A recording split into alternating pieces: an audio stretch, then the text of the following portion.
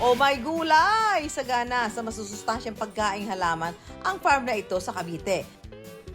Kaya wag na tayong magsayang ng oras. At habang nagkukwentuhan, harvest tayo ng gulay. Pero di sa karaniwang gulayan tayo mamimitas ng mga halamang pampahaba ng buhay.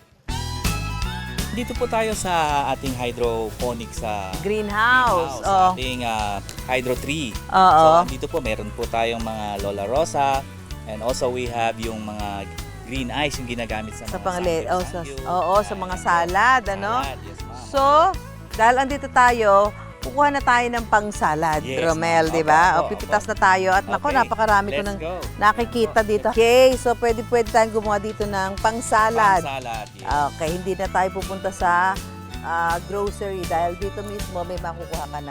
Gawa lang tayo ng konti. Yes. Tapos, dagdagan ko ng si Lola Lola Rosa. para may kaunting paet. Ang mga napitas na gulay, diretso na sa salad bowl. So, gaya nung nasa harap ko ngayon, eto. So, meron tayong lettuce, Lola Rosa, romaine, at saka ito yung blue ternate. So, ito yung kanilang salad. Sa farm na ito, may mga gumagala rin daw na certified vegetarian pets. Alam niyo ba, kinakain din to ng kanilang kakaibang hayop dito. Yung mga hayop nila na ang tawag ay mga herbivores. Yeah, mahilig sila sa mga ganito herb kasi sila ay health conscious. Kahit isang klase ng rodent o daga, hindi raw pwede maituturing ang capybara. Lumaki ng halos kasukat ng isang biik at pawang halaman ang kinakain. Itinuturing ang capybara na pinaka-friendly at pinaka-chill na hayop sa buong mundo. Parang pamilya siya ng daga. Daga? Yes, po. Pero walang leptospirosis. Wala po gano'n. Kung pagmamasdang mabuti, tila pinaghalong baboy, rabbit at guinea pig ang itsura ng kapibara. Sa likod ng kakaiba nitong anyo, may special talent din daw sila sa katubigan.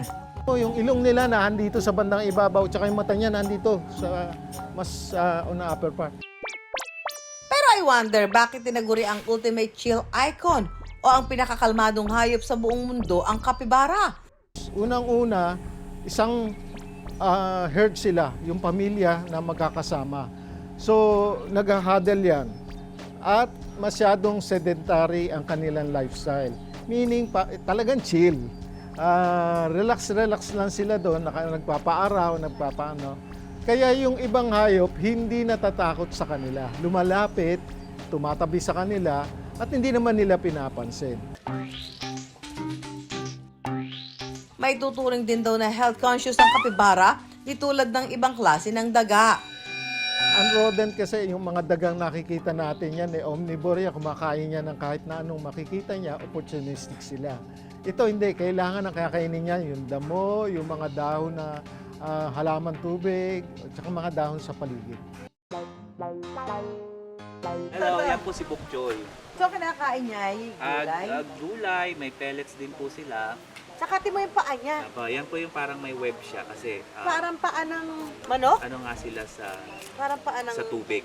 Kaya magaling din yung Yes. lumangoy.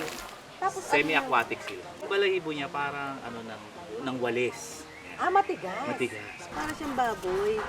Meron din kami dito. So matagal na kayo meron nito, kapibara? Since nung pandemic pa. Pandemic. Actually, dito kami pumutok sa. Talaga? Opo. Ito yung naging star niya? Yes, opo. Pinaniniwala ang nagmula ang kapibara sa South America tulad ng mga bansang Brazil at Argentina. Nakatira ang mga ito malapit sa ilog at halaman ang pangunahing pagkain. Mula umano sa lengguwahe ng katutubong Tupi ang pangalan nito na nangangahulugang grass eater. Sa bawat kapibara, gumagasto sila Romel ng mahigit sa 1,000 kada linggo sa pagkain at pag-aalaga nito. Meron bang may mga Pilipino ba na ito ang pet? Maraming nag-a-ask pero mahirap kasi dahil unang-una kailangan mo ng papers with the DNR, syempre. So registered kami, farm permit kami ng DNR. Ang galing! Wow! Dayuhang hayop man o sadyang atin, basta nasa bayan ni Juan, alagaan natin.